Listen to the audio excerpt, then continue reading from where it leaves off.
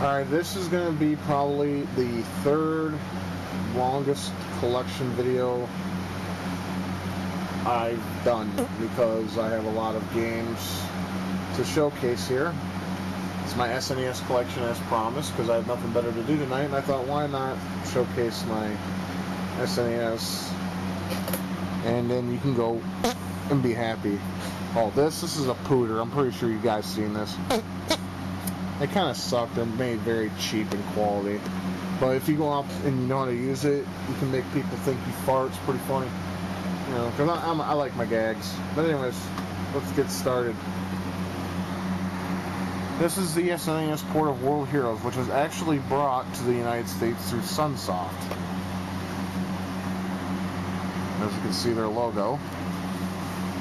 This isn't a bad port. Back in the day, they gave it bad ratings because it was slow and not exactly arcade perfect, but that's exactly false.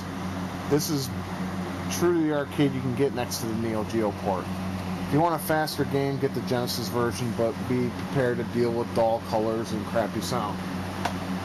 You have a lot of in it because the Genesis can't do good voice samples worth of fuck, except in Action 52, which is unbelievable considering. This is a Super FX game known as Vortex. Well, when this game first came out, I thought it was going to be awesome, and it went by the codenames Citadel, Citadel. I don't know how it's pronounced. Some of you can help me with that if you'd like. It's Citdeal or something like that. You can look it up on Wikipedia or whatever. That's what it was called, and it's actually the first 3D game that had free roaming on the SNES that I was familiar with at the time. It's slow, it's sluggish, it's crap, but back then it was really good.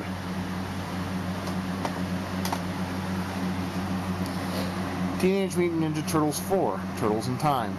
An almost true to arcade port with a few extra levels. At least if memory serves me. This is an outstanding game if you enjoy beat-em-ups, and you should pick it up for Xbox Live Arcade. It's not the same, it's the arcade version, and they got the remake too, but it's definitely worth a purchase. That's when Konami didn't suck. I'm sorry, but they suck fucking balls now. I can't stand Konami and their games they make today. I don't know where their business practices went, but they're out the window. Rest in peace, Konami, even though they're not dead, but they deserve to be. Back when Hall or Hale, however you pronounce their name, I don't know. I want to say Hall, H-A-L, when they made Lolo games and whatnot. I like golf games for the 16-bit and 8-bit eras because they were simple and fun and not full of stupid, realistic play styles. This is decent, but the golf ball handling in the game is completely horrendous. Super Turrican, excellent music, excellent game. You want action, you want to run around, blow shit up, shoot shit, and play standard platformer. I actually think this is better than any of the Amiga games because the jumping in those were just way too stiff. But continuing on, this is excellent. I actually picked this up at a Arabic video store by my house that is now closed.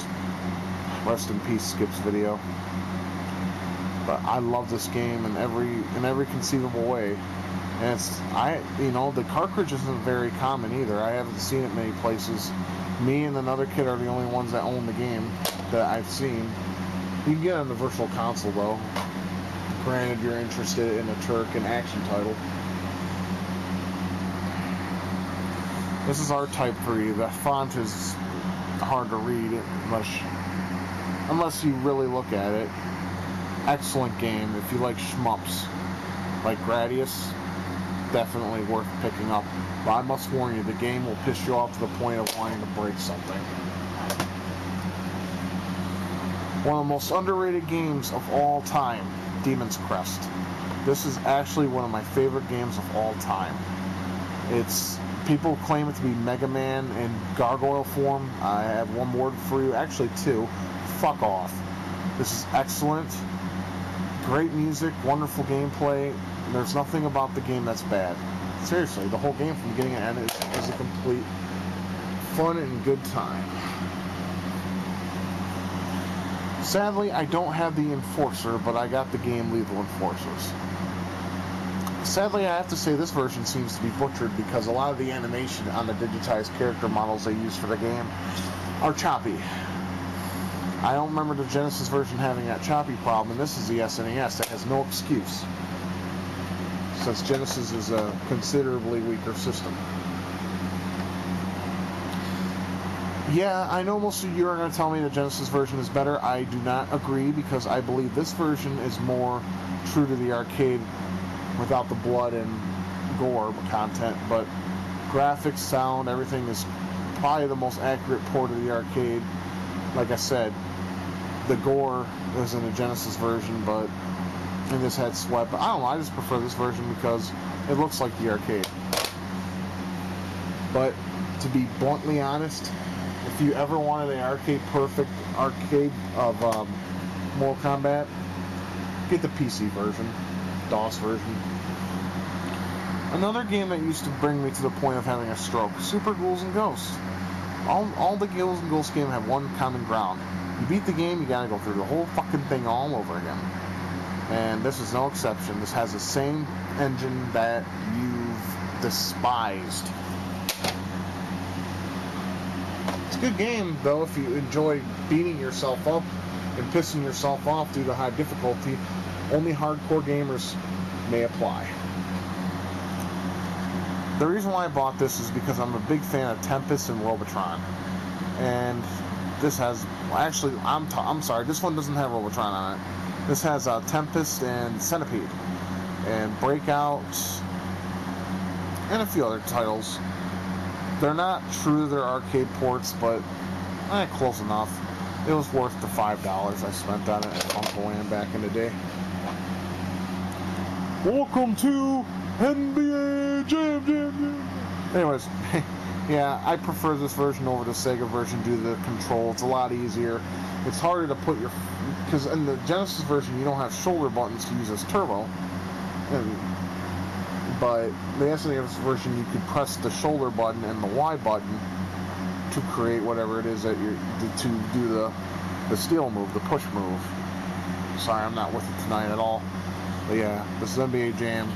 Very fun game on all platforms, but I've always preferred the Super Nintendo version because of the control.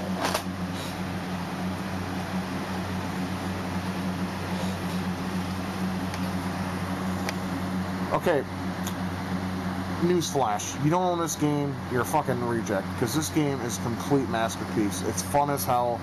It has some of the most interesting soundtracks by Yuzo Koshiro that I've ever heard in a video game. Not only that, it's very superior over the sequel, which had no sim mode. I like this game a lot, and owning the Japanese version is a hell of a lot harder. I have that on my Wii Super Nintendo emulator, the Japanese version. It's translated in English, of course, because you know how the Americans get all pissed off over, you know, religion and whatnot, and the game is about Satan and God and all that good stuff, and you're called the Lord, so you know how they would get all pissed off. Well, this game shouldn't be in America, so they had to butcher it. Now, when I was a kid and seen this in the magazine, I thought this was actually Gradius 4. It turns out to be a totally different game. There's Mode 7 levels, and there's also side-scroll levels, which makes it feel like Gradius, but the power-up system is way different, and the upgrading system is also different. But in terms of gameplay, though, it kind of feels like a Gradius title, but not so much. Definitely worth picking up, though, or playing, because if you like shmups like me, you gotta own this game. Now, it's not that common either, but I had to buy it when I found it at Game Crazy before they closed down. I will say the Genesis version is better than this because it's faster. This game, believe it or not, has loading. Yes, SNES cartridge was loading. Well, so does Fatal Fury, but that's besides the point. Anyways, it's a good game for all it's worth. The music is good. Some parts are really slow. The 3.58 megahertz Genesis Super Nintendo processor really shows its ugly face on this game. but it's still worth checking out. I mean, it was early in the Super NES age. What do you want? You like beat 'em ups with swords? This is a game for you. This is called Legend. Not very common. Not many people know about this game. This was also released in Japan under the same name. It was a lot different. It was one of the first games to use motion capture, according to Wikipedia. They're not always right, but then again, I don't know. It was published by Sika, but the maker was Arcade Zone, I want to say. They also made Iron Commando in the European market, and that game was a rip-off of this, except you used your fists instead of swords. But the layout was the same. Kind of like the Beats of Rage engine and the modifications. Basically, Iron Commando is pretty much a mod of Legend. You'll have to play it to understand if you play ROMs and whatnot. I'm sorry to say this, but this is one of the most disappointing sequels to... well, this isn't really a sequel anymore after about 6 months into development. However, this, for what it is, Illusion of Gaia is a good game. I like the music, I like the story, but if this is actual sequel to Soul Blazer, it's a disappointing take, and Terranigma stomps it flat. Well, Take-Two Interactive actually made this game, and this was, I believe Rockstar had a hand in this too. But yeah, the Reunion Racers isn't really heard of because the game is not so good. It's fun for like maybe a couple days, but after that, they want you to do like a bunch of tricks and certain moves, like as much as you can, and it just gets hard to the point where you don't want to play anymore. Here's a great game. And Konami, if you hear me, fuck you for not releasing the sequels to this game over in the American market. You should be ashamed of yourself, and you not only pissed me off, but you pissed off the fans of Mystical Ninja. This is a fantastic game, has an awesome story, fun gameplay style. It'll kill a bunch of time, and it's worth the playthrough. However, you should have put a save battery in there instead of putting in passwords, because that is atrocious. The password system is unbelievably long.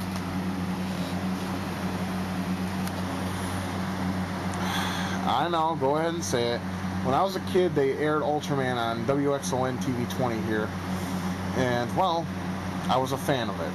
And I seen, wow, a Super Nintendo game of Ultraman, this is going to be great. Not so much. When I was a kid, I liked the game, don't get me wrong, but because I was a big fan of Ultraman and enjoyed the monsters and the creativity of the whole series, but the game just lacks a lot. Speed, fun. It doesn't really deserve to be made, but I'm happy to have it. I really am, because I've loved Ultraman. We're not even close to being done yet, by the way. My friend Brian gave this to me at school. Claymates. This was made with the same claymation system as Clay Fighter. It's a platformer that you can be different animals and creatures during the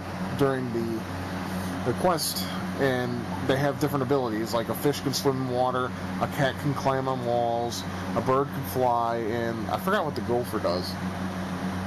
I think he throws acorns or something. I could be wrong, but if you were interested in Interplay's claymation style during this time period, you may want to check it out. It was never made on any other system. Unlike Clay Fighter, that was re-released on the Sega Genesis, and well, I'll be honest with you, Clay Fighter sucked. I owned it as a kid and I sold it later because it was crap.